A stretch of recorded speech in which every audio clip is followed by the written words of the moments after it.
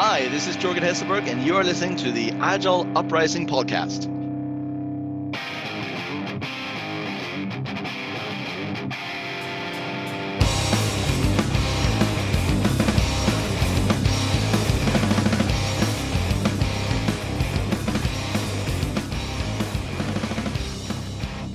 Greetings and welcome to another edition of the Agile Uprising podcast. I'm your host, Jay Hrcsko. Joined with me is a couple beers later, Chris Murman. I are here, and say do, and Andrew Leff. Arg here, present. We might. Tired Right. evening. So the topic of this episode, we're going to do a quasi book report / readout. So the book that we were talking about is Geoffrey Moore's Zone to Win. So we're going to talk a little bit about the theory. We're going to talk about the idea and the concept of zone management. And then I want to bounce some of these ideas off both Leff and Murman about where they can see this being helpful, where they've seen this maybe used inadvertently before in a previous customer, and just to have a general discussion on the content itself. So let's start off, gents. So again, this book is written by Geoffrey Moore. He also wrote the book Crossing the Chasm. Why Ideas Succeed, I think, was another book, all that sort of stuff. And the concept behind this book is basically, it's based on conjugative waves. So if anybody's read Technological Revolutions in Financial Capital by Carlotta Perez, she talks about this. Mick Kirsten references it a lot in the Project to Product book. It's the idea of all advancement comes in waves. And there are, your wave starts out at the bottom. It's not a big thing. It goes through an eruption, a frenzy. It reaches a turning point where it then becomes a synergy and then the majority, right? So this is where technology and ideas crest. And while one idea is cresting, you have the next big thing coming up behind it. So think about how the Industrial Revolution, mechanization was the big thing. And then we had petroleum-based industry. That was the next big thing. And now we have IT. That's the next big thing. So if all these waves are consistently happening, the idea behind Zone to Win is your company is either going to be on the ascent of a wave or trying to catch the next one, or about to be blown over by a wave that's coming. So how do you organize your organization, your enterprise, in a way that makes you think about these sort of things in relation to how you treat your programs and how you actually do your investment, your capital expenditures? What buckets do you put them in? Along the lines of the conjugative waves, we've all heard of the McKinsey 3 growth horizons. It's a big part of the SAFe training, lean enterprise. The book talks about it, where Horizon 1 is extending and defending your core. Horizon 2 is you're building your emerging business. And then Horizon 3 is your growth options, right? So we say these things, and every MBA is taught these things. But I'm going to ask you, Murman, have you ever been with a customer or a client where they've actually talked about these things and actually do them, the idea of the 3 horizons? And I ask you because I know it's part of SAFe. Have you ever heard someone say, no, we're going to put more money in Zone 2, and we're going to not worry so much about Zone 3 right now? Have you ever heard that? To hear a client or a teammate speak about it, they will have needed to pay attention during training when they were taught this the very first time. So does that answer your question? Yeah, it does. How about you, Leff? Have you ever heard this? Like, again, we're taught it. Does it ever come up? No.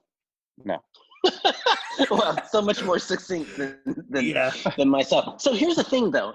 I do want to point out the waves thing. I do feel like that waves are used to describe many things, right? So, like, for example,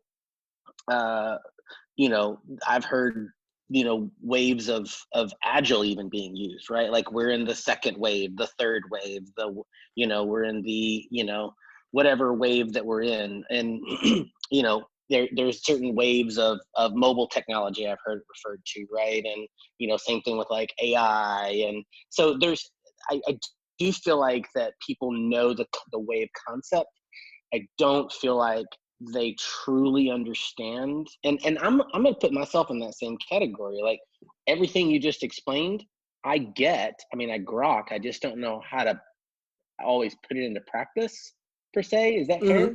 No, that's fair. And that's fair. And I think that's one of the reasons that I thought this book was so interesting was because we do hear those three waves. And it's like, well, okay, well, how do I allocate money? How do I think about that at the enterprise, especially when it's, large companies doing massive $1 million allocations in a budgetary cycle? How do I figure out that sort of stuff? I also think that the struggle there is that requires organizations to have a single solitary budget and a single consolidated view of their budget. And depending on the org, I mean, most Fortune 50 companies, Fortune 100 companies, they're companies of companies, right? I mean, I've been at almost every single client I've been at in the last 4 or 5 years. They're companies of companies together. Well, they've got their own budgets, and so how are they supposed to have the wave quadranted view of their money if they don't have a single solitary place they keep all their quarters? You know what I mean? That's a good point. The realities of different clarity codes and budget buckets smack you in the face real quickly. Yeah, but they don't even have the conversation. I mean, let's be honest. Yeah. It's proposed back to them that they need to lean out their organization, and that is where they need to start. And gosh, it's every freaking client. It's like Game of Thrones. It literally is everyone runs their own kingdom. Kingdom is trying to kill the other kingdom off. But we all are branded by the same organization, and we're supposed to abide by the same core values that the company has instilled in us. So it's all. I just think it's flawed from the start. I think you may be right. I think there's some basic behavioral underpinnings that we need to get out in front of people to make them start thinking that, hey, this is what you need to start thinking about, and this is how you should start thinking about it. Yeah, and Jay, I have like a little bit of a sidebar question. Since you read the book in detail, something that just jumped out at me when you were talking about offense and defense, and you let me know how this resonates with you, and Chris, you can jump in too. Do you feel that when we put those words in front of companies, it creates competition within? And we see that a lot, and I'll put it in reference, right? Business versus IT, or IT versus the business, right? So when we put things in offense and defense, does that create, we were all raised to be competitive, right? To beat, to win. So does that create that we need to win mentality, or did it not resonate in the book? So I think you are 100% spot on when it comes to the behavioral observation, right? Because this is the words we use matter, and it sets a semantic tone. However, in the book, and I'm going to go into it in detail, the way the book approaches it is either your entire company is on offense or your entire company is on defense. It's not broken out by departments. The point being, and the examples that were used in the book is a company that's on offense is Salesforce, right? And when I talk through the zones, it'll make more sense. Salesforce is a market leader. They are consistently innovating. They're always at the top of their game. They're always coming out with new things, right, wrong, or indifferent. So they're considered the offense client. The defense client is Microsoft. And in the book, they go through some example. When I talk through the zones, it'll make more sense how Microsoft is basically fighting. They've been fighting on their heels for a long time. First, it was Netscape. Then now it's Google Docs. It's Maps. It's Chrome OS. It's all that sort of stuff. So I guess I would say more of the defense. I feel like, so your example of Microsoft right there, right? That's more of they're trying to, they're riding a wave of inertia, right? They have, X number of new machines, PCs created every year. Every single one of them has Windows loaded on it. Every single one of them has Microsoft Office loaded on it. There's Office 3, like Office 365 is the way that we know to do things. So I guess I'm hearing defense in maybe some other terms in my head. And like I said, as we go through the conversation, I think that maybe it'll play out in my head more. I don't think that all of Salesforce is on offense. And I think back to that was just the example he used. I totally understand. But what I'm saying is that in this business versus IT world, right? Is it possible for a telecommunications company saying we're going to own 5G? We're going to be first to 5G. We're going to be on offense because we want to. That's an example of offense. We want to. Yes, however, having worked with almost all of those clients before in years past, they are there's a large portion of that company that is actively playing defense because telecommunications companies were built on what? Landline business. Right. So hold that thought, Merman. That We're is going to touch okay. that. We're going to touch Okay. that. They do. Okay. There is a giant chunk in the book about cannibalization. So we're going to talk about it. So Okay. the best way to sum up offense, defense before we go into the detail is offense is you're riding the wave as it's going up. You're hitting it right as it's cresting. Defense is you're at the bottom and you're about to be consumed by the wave. So what do you do if you're in each instance? So I'll talk through the idea. So the concept is it's a typical consultant 4-box. And I want to talk through it from the upper right-hand corner, work my way clockwise. So the upper right-hand corner is sustaining innovation for revenue performance. This is your performance zone. So to put it in business speak, this is your top line, right? This is us hitting the targets that we committed to as a company. We are responsible for sustaining the revenue performance. So this is growth, this is sales, this is all that sort of stuff, right? So this is Horizon 1, back to McKinsey. That's the performance zone. In the bottom right-hand corner is, again, Horizon 1. This is your sustaining innovation. However, now you're also enabling investment. So what this is called the productivity zone. So while the performance zone is worried about your top line, your productivity zone is worried about your bottom line. So think compliance, think efficiency, think effectiveness. This is your BAU lights on, doors open type of activity. This is you're running the company. You're as efficient and as Leff used the term leaning out. You're as leaned out as you possibly can. And we're going to come back to that whole concept of leaned out. In the bottom left-hand corner, this is your disruptive innovation. Now we're getting into the disruptive innovation part, right? We've sustained on the right with performance and productivity. Now we're going to start disrupting. The bottom left-hand corner is zone 3, Horizon 3. This is your incubation zone. And this is where you're focusing on emerging markets, emerging categories, new products that are either tangential or currently in your wheelhouse. And this is where you position your enterprise to catch the next wave, not be subsumed. From the incubation zone, you go up to, again, you're staying in disruptive innovation, but now you're looking at revenue performance. This is where we make our bread and butter inadvertently. This is the transformation zone. So this is really scaling a disruptive business model to material size. That's straight from the book. Now think about what we all do with agile transformations. That's what we're trying to do. We're trying to scale, back to our last episode, Troy, when you scale garbage, you get a landfill. We're focusing on scaling the disruptive business model to material size. And in the book, there's a whole bunch of parts about finances. Material size is defined as greater than 10% of your gross profit. So there's over 10%. It's a big chunk, right? So we've talked about the performance piece. We've talked about the productivity piece, which you're sustaining your business top and bottom line. Then we've talked about the incubation zone and then the transformation zone, which is all your disruptive pieces. All four of these are tied together in a concept of zone management. And zone management ties to what we were just talking about, which is offense and defense. So we're going to use the offense example, right? Salesforce is the one in the book. So offense is defined as manage the resource allocation when you're on offense. Let me restart.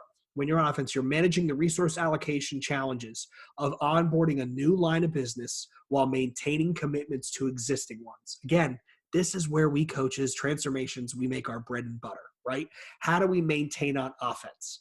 So the way it's looked at in the book is when they present the idea of offense, now you have to look at it in all four parts of your business: the performance part, the productivity part, the incubation, the transformation. So when it comes to top line and the performance part, when you're on offense, the goal for that zone, the top line zone, is to scale the initiative out of the transformation zone within 3 years. And the business acknowledges, the business and IT, right? The entire organization acknowledged that completing this transformation, introducing this new disruptive model, is priority 1. Nothing else comes in behind it. It's what you got to do first. The bullet that he puts in here that I thought was really fascinating was more specifically calls out, do not try and balance your transformation with making your budget numbers.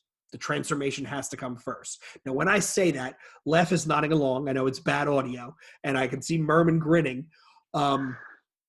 Leff, in your experience, when it comes to our transformations, how often do the companies try and balance these two and end up painting themselves into a corner? Yeah, every time. It's funny.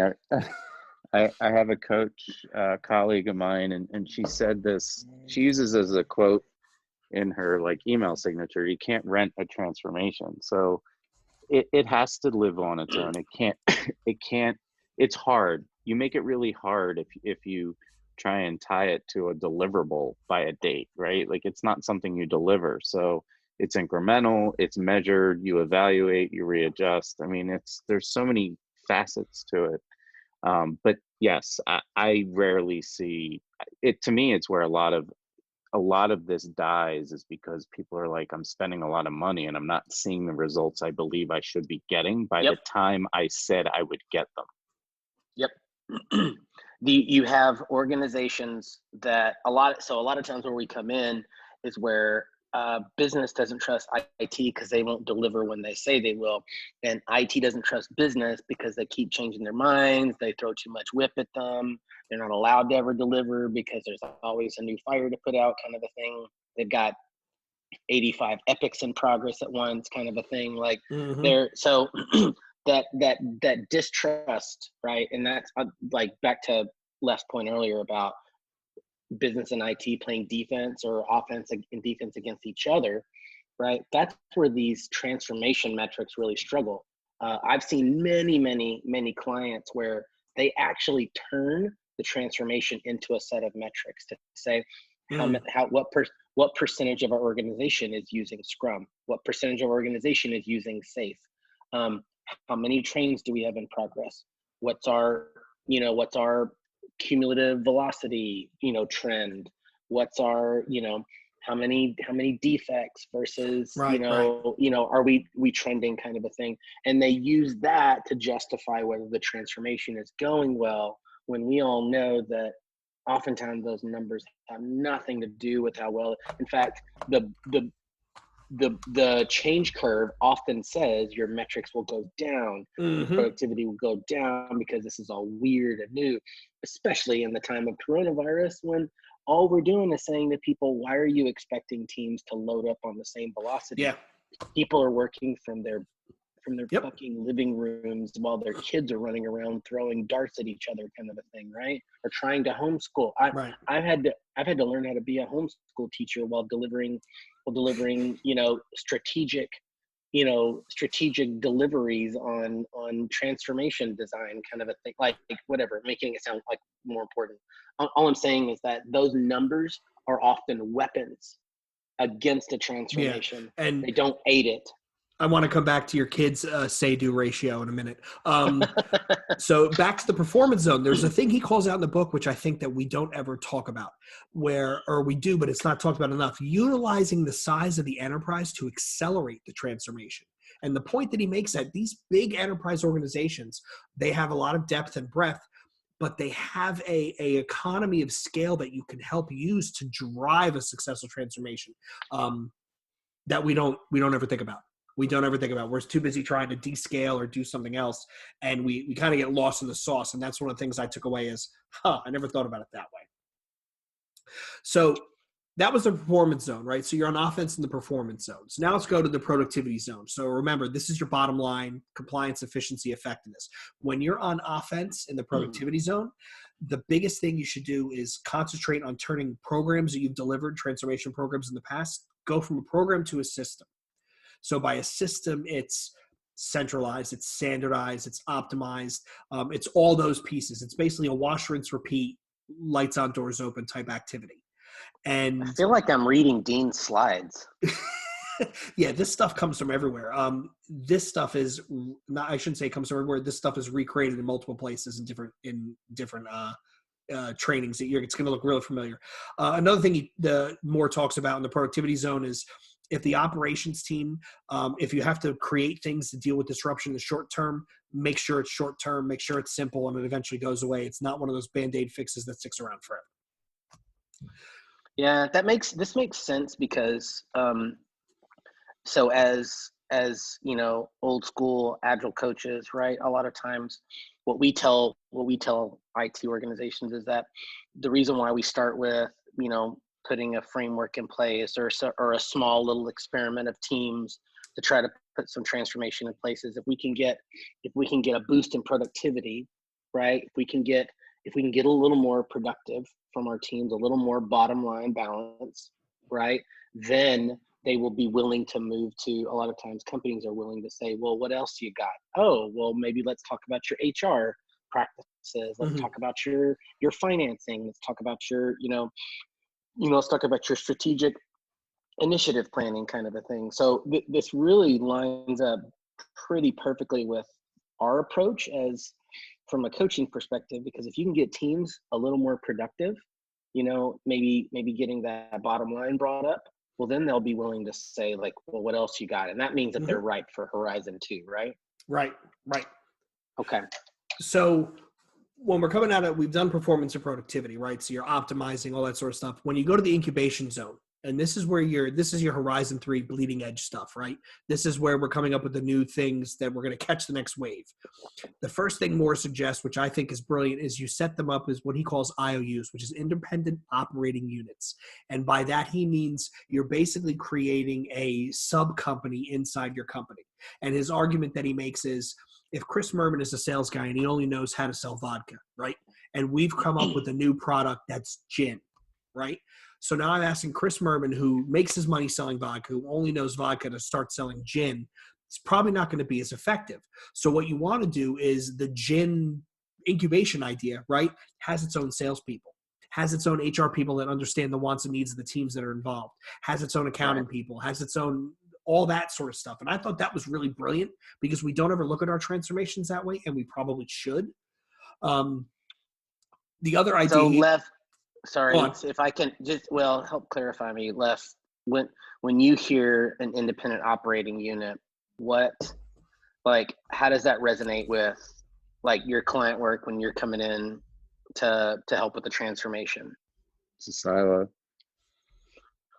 So that's what I thought I heard, but I don't know that that's what he intended. Is that right, Jay?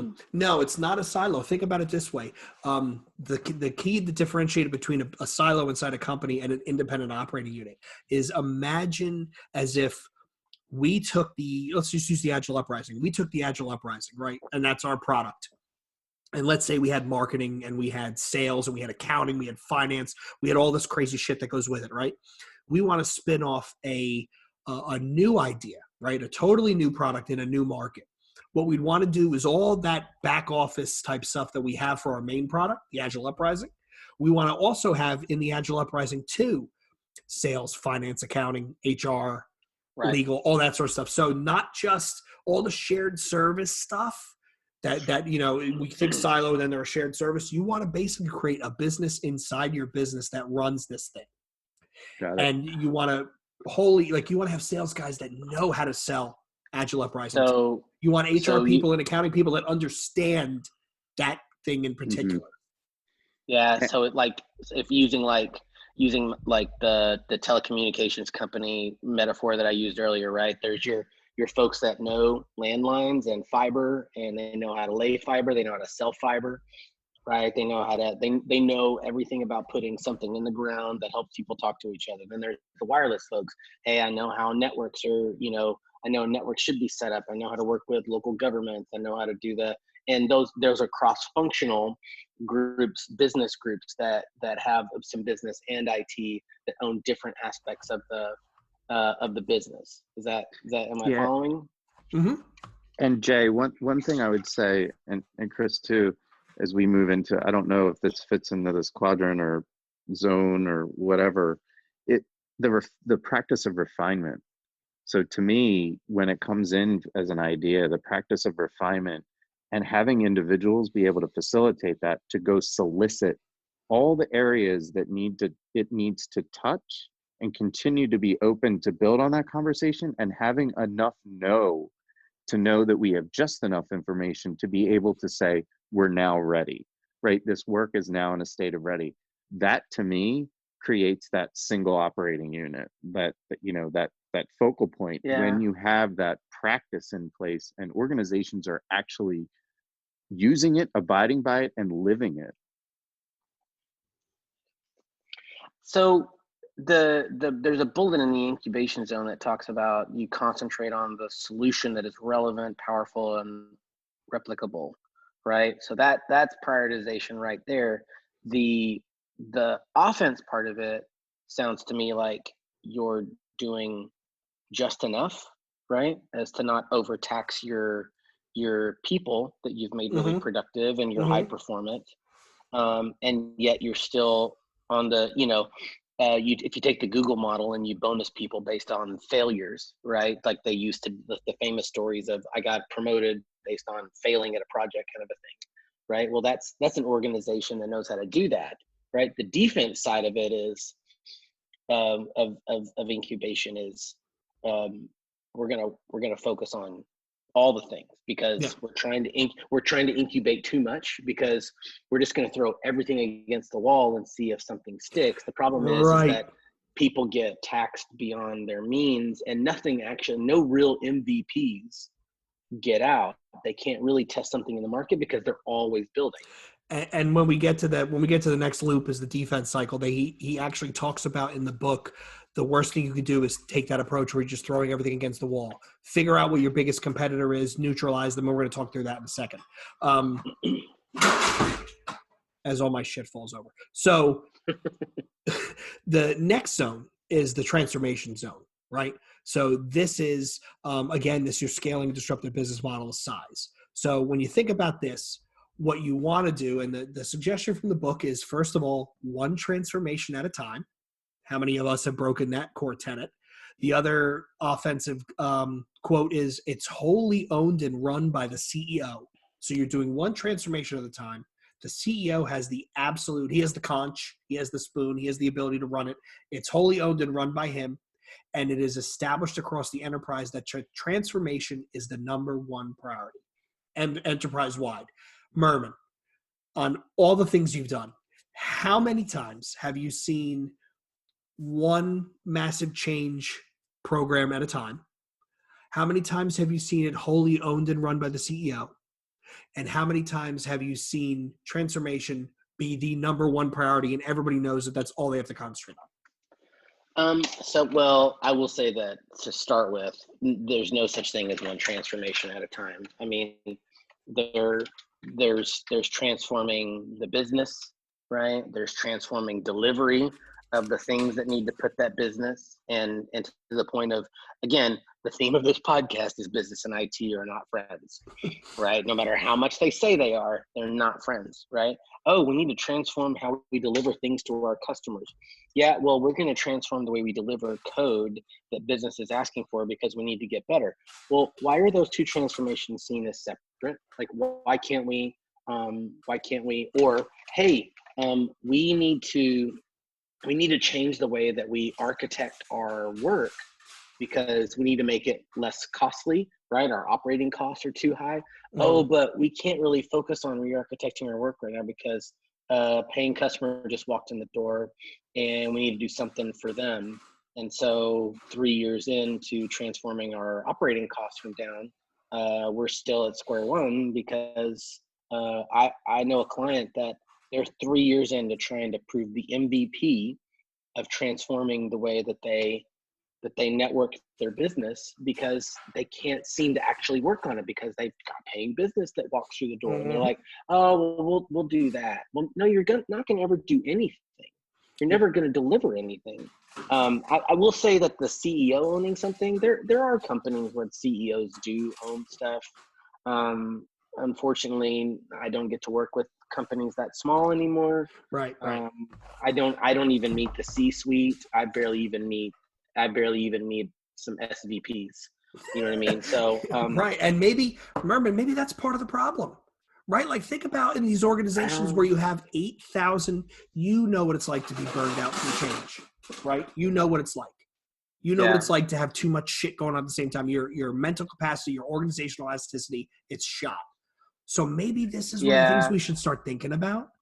Have just the transformation be priority one for the company, because again, if you're making it priority one, you're not worried about making your number, you're using your economies of scale, and you're getting it done within 3 years. One of the biggest complaints I've seen in all my transformations is people get burnt out because things are always changing. So why should I care? Yes.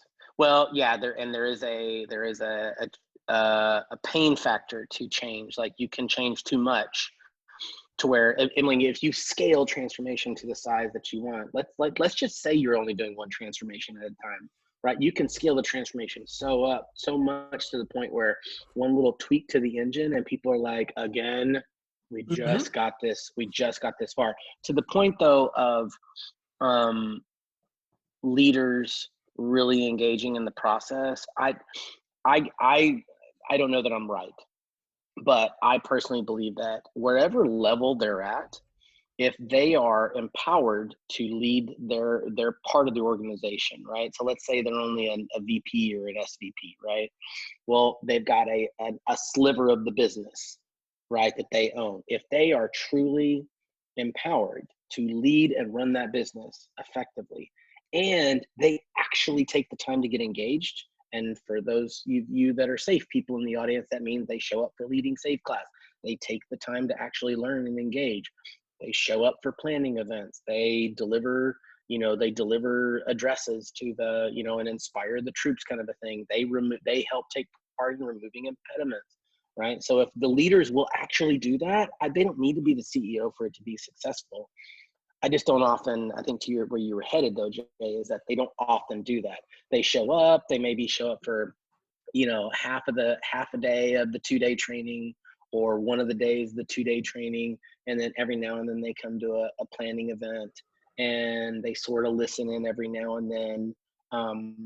But they're not really interested in taking the time to invest in and taking a part in it. And I think that's where this zone really hurts, is when the leadership, because that's the whole point of SAFE, right? SAFE says leadership is the foundation of everything. If you're not going to get in, what are you doing this for?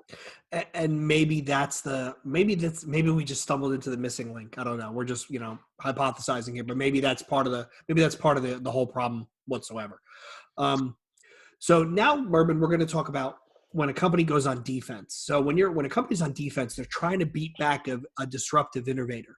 So I'm going to try and use, it's not in the book. In the book, they use Microsoft as an example. I'm going to try and use your example of a large telco that has a, landline contingent, and now here comes 5G, right? So this is the new product. So right.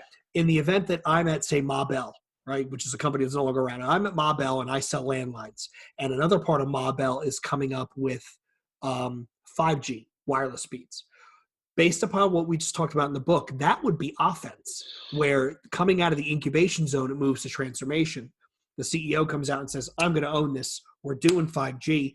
I know we're going to cannibalize our landlines, but with our economies of scale, with our pre-existing customer base, we can make it work, right? That's one example. Let's do the other example of, we're at Ma Bell, we sell landlines, and here comes Chris Murman Technologies, who's doing 5G, right? And we're totally like behind the eight ball now. Now we're on defense because we're behind the wave. So yeah. The more realistic is like, so say for example, they used to put copper in the ground, right, to run landlines. Yeah, because they used to have lines going over, right, and then they started running lines under, right, started running copper underneath the ground. Well, here comes dark fiber, right, and so the offense part of it is, hey, we're going to turn our landline pipes from copper to fiber, and we'll lean into this VoIP thing. So instead of just doing phone to phone, sort of old school, plug the things in, we're actually going to make this VoIP thing a reality. Everybody's going to have VoIP. You can have fiber for voice. You can have fiber for internet. You can have fiber for, cable or whatever, right? Like if you're delivering content, that's a good piece of it. I've worked in telco way too. Yeah, you have. You've known way too much. I mean, this is a bad B movie, action movie. I'm sorry. I'm so sorry. That's okay. Shame. So let's talk about, so if we're on defense, right? The other companies come out and threaten our business model. In the book, he uses examples like Kodak, like Nokia, companies that were at the top of their game and had the world by their hands. And MySpace. They saw this disruptive thing coming. Well, I don't know if I'd compare MySpace to Tom.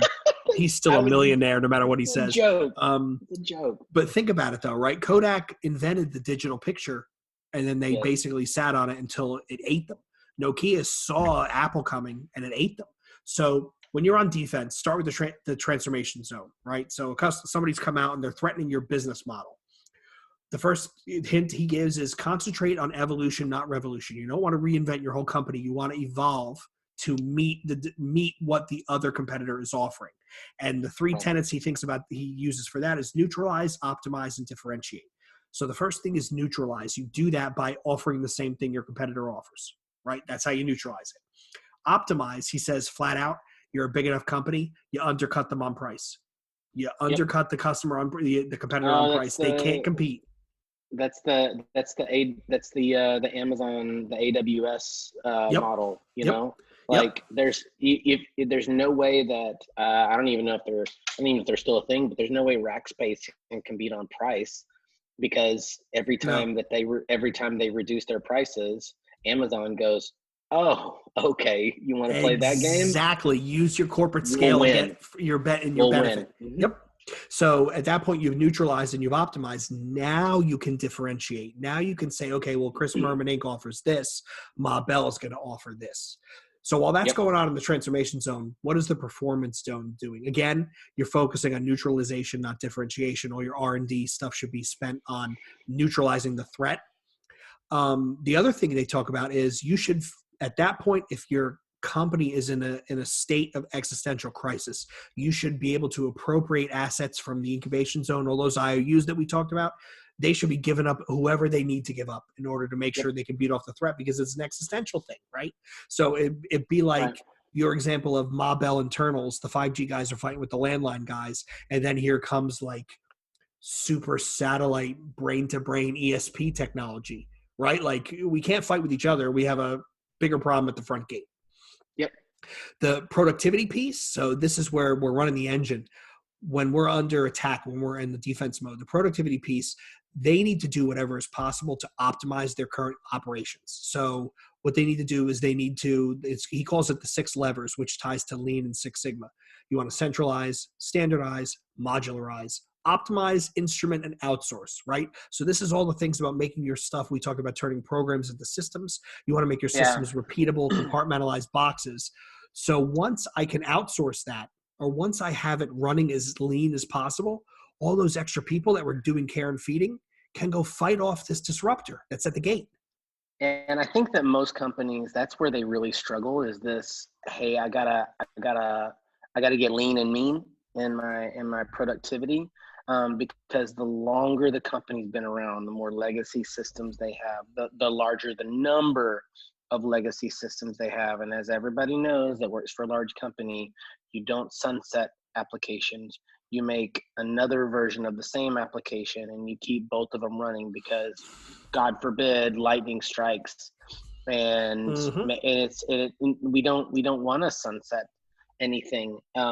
And certainly we don't want anything to, and if you're going to modularize things and you're going to certainly like move to the cloud per se, right?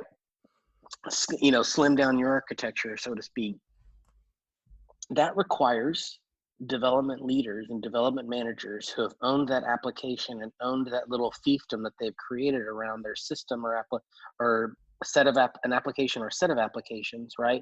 It requires them to be willing to give up control, for them to go learn a new application or system and give up all the people and all the things that they have, right? That's where companies really, really, really struggle, because if you're not willing to lean into that, say, I don't care if you love this application and that's all you know. It's time for you all to learn a new application, because that one's going bye-bye. And it's funny you mentioned the concept of sunsetting, because in the book, he specifically talks about how ideally what your company should do is you create a team of people, and it is their sole job just to sunset applications.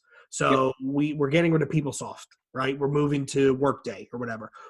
You and I, Murman, we're on the sunset team. So we get this asset. It's already been optimized to within an inch of its life. We know how to gracefully help this thing exit. And we know that once we sunset one thing, there's another one coming right behind it, which in a true mature org, that's what we should see. It's not you, it's me. And by that, I mean, it is you. Exactly. So you have some companies that spend at least 50% of their operational spend on just upkeep in systems. right? Everybody in the audience that's listening, that's you. Raise your hand, right? Like the amount of defense that we play against optimizing our architecture from scratch, and God forbid, don't throw domain-driven design at me, because none of you, I barely know what it is. So, and architects, don't act like you know what it is, because if you did, you would slash half of your systems and just throw it away in the dumpster. Don't say that you want to do this and then don't do anything about it, because all you're doing is playing defense, just like everybody else is. And I get it. Nobody wants to be out of a job, especially right now. Nobody wants to be out of a job. Right. Right. But the truly emergent, transformative companies use those as an opportunity to evolve and grow. And that's probably where you're headed, Jay, is that if we can truly seize upon this and go, hey, we're not going to lose our jobs. Actually, we're going to pivot. We're going to move here. And this is actually going to save us money. And we're going to be awesome because we'll get invited to all the cool tech conferences because we're, making some awesome shit. So that, Murman, your whole idea of companies spending a large amount of their available capital on just upkeep, care, and feeding of applications that are long since their sell-by date, that ties to Peter Maurer from Xscale talks about throughput accounting. Even SAFE in the LPM course talks about participatory budgeting, where the first thing you set aside when you do budgeting is your run operations, not grow or transform. And if a company would even try this, you and I could be sitting there and going, hey, Murman, we're supposed to have like 10 million to divvy up this quarter, and we're spending 8 on just running the engine. What the fuck are we doing here? Like, what's going on? How do we optimize this? And that simple idea, it sounds simple in theory. I know I'm making it sound easy. That would open up the Pandora's box if everybody's looking at it saying $100 million a year. We're spending $60 million on care and feeding of old applications that don't scale the way we want. This is an uncomfortable point. Yeah, let me ask you this question. Do you feel like that this is where the CapEx versus OpEx argument sometimes comes into play? Because I know that sometimes the care and feeding is viewed as operational, and not, because you can't capitalize on that always. And of course, IT orgs have way more capital budget than they do operational budget. But I feel like sometimes organizations hide that care and feeding under the operational budget, and then they go, well, that's not mine to worry about anyways. I'm only going to worry about the capital stuff. And I think that's where we get ourselves into trouble. I think you're right, and I'm going to make a bold statement here. I think as IT practitioners, unless you are in finance, you should not be thinking 1 second around CapEx versus OpEx. And here's why I'm going to say that. When I took my SAFE LPM course, right, the director of finance for technology was in the room, and he was taking the course with us, which was great. A very talkative, friendly guy. And when we got to this point of CapEx versus OpEx, someone raised their hand, because it's taught in the SAFE course. And Sure. Someone raised their hand and they said, I get emails from people where they're asking, what clarity code do I use for this? Because they want to know if it's CapEx or OpEx. And not only was the director of finance IT in there, one of his directs was in there. And the woman turned to this other person and said, I would ask them why they care. And we all sort of just stopped like, oh, did you just say the emperor has no clothes? And the finance director even said, look, we are at the point now where we're funding teams. We're not funding projects. We're not funding programs. The CapEx, OpEx thing is my problem, not yours. You need to worry about delivering value. And you want to talk about like a record scratch. The whole room sort of stopped and looked at each other, because then the question, after we stopped and looked at each other, we all sort of like blinked a couple times. The next remark is, okay, well, you're saying this and you're in this class and we get it. Where is the breakdown? How is that message not coming down off the mountain and getting to the bottom? And we had a couple of really honest conversations where people started to realize that there are certain parts of the managerial tier, right, where that message was either getting to them and they were ignoring it, or it wasn't even getting to them at all. And that's the problem we're running into. So that's, that whole CapEx, OpEx monster, I have very strong opinions on that. I don't think we should ever be worried about that. We should worry about delivering value, and the rest comes out the end. Yeah, in a perfect world. Yeah, yeah. In a perfect world, I'd also still have my hair and be able to see my feet when I stand straight You've up. got So taking this one home, Merman, we're going to talk about the incubation zone. That's the last piece in defense. And really, at this point, all your IOUs go, they get paused. You're giving up as many people as you can in order to make sure we're not put out of business. The whole neutralization, optimize, differentiate. You're not really worried about the incubation zone pieces. But to your point, right? You talked about earlier on. We talked about ego and people who build their empire. They don't want to give the pieces up. He talks about in the incubation zone. You want the people running these things to have confidence to understand that if you and I are working on a pet project and there's an existential threat and that pet IOU goes away, that independent operating unit, we can't take it personally. It's companies at stake and we need to move on. No. And that takes a leader that is very, very secure and confident in their abilities. And I don't know if we see that in a lot of companies. Well, also it means that you need to pay and bonus your people differently because I remember some time ago I was working with a bunch of IT leaders on a workshop of, okay, we've launched this many trains. Where do we want to launch the next stuff? And we talked about, here's what we've learned so far. Here's where you've struggled. Here's what you're doing well. Here's where we're struggling in our launches. And these are the things we'd like you all to address before we launch the next set of things. And I had an IT manager, like a senior manager, stand up, or a director, stand up and say, I get that you want to focus on things like automation, test automation, and cross-functional teams, co-located teams. I'm not paid on creating cross-functional teams, and I'm not paid on creating development pipelines. I'm paid on delivering as much code as fast as humanly possible. And when you want to change how, and he pointed to his boss, and when you change how he bonuses me, then I'll have a conversation about that. And the whole room was like, So okay. I have one final question for you, Merman, and then we're going to wrap this one up. Based upon that statement, would you say 99% of the problems, roadblocks, impediments that we run into being successful with our transformation comes to impediments that are not, it comes to people not incentivized towards the goals we want to achieve? Yes, I'll give a slightly nuanced answer to that. I think that their incentives are not always the same, right? So for example, the business person, they're probably bonused by the number of client outages that they have, or the number of sales that they have, or the number of tickets that are created or avoided, kind of a thing. Whereas the IT person, they're bonused by things like how many features did you deliver, or how many projects were kept on time, or and they're not incentivized the same, right? So if we truly, I think in my mind, the transformation zone, one transformation at a time, means everybody is paid the same way based upon our success, right? If we are truly going to organize our transformations, then everybody needs to be incentivized equally by our outcome.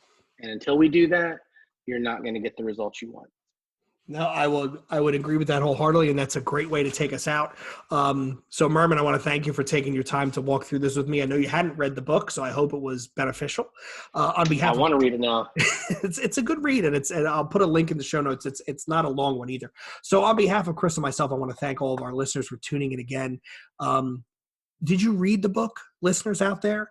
Do you have thoughts? Did we get it right? Did I get it wrong? Geoffrey A. Moore, if you're out there and listening and you want to come on to talk about what I took out of the book, please, we would love to have you on. If somebody knows Mr. Moore, wants to get him on, have him on too. Join a discussion on the coalition. Join a discussion in Discord. We have a very raucous Discord server, a lot of people chatting. We appreciate all you listeners. So once again, on behalf of Merman and myself, I want to thank all of you. And this is the Agile Uprising Podcast signing out. Wash Stay your hands. safe, everybody. Wash your hands.